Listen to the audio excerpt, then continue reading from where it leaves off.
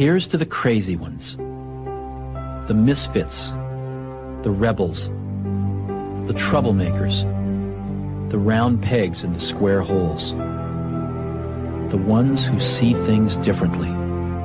They're not fond of rules, and they have no respect for the status quo.